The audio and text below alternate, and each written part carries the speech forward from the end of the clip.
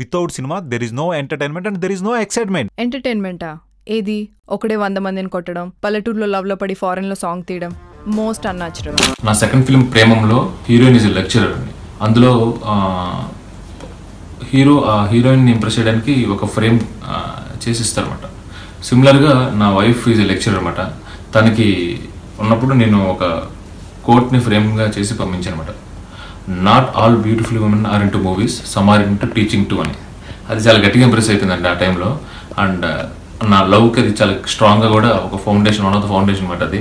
So దాన్ని తీసుకొచ్చి మళ్ళీ యాజ్ ఇట్ ఈజ్ నేను సినిమాలో సీన్ కింద పెట్టాను అనమాట.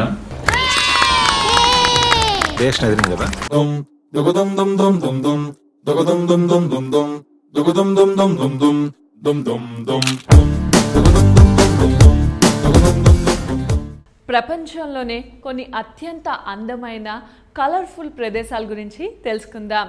ప్రపంచంలోనే అత్యంత అందమైన ప్రదేశాలలో మొదటిది డెన్మార్క్లో ఉన్న కోపెన్గన్ వీధి, రెండవది సింగపూర్లో ఉన్న లిటిల్ ఇండియా, మూడవది నూక్.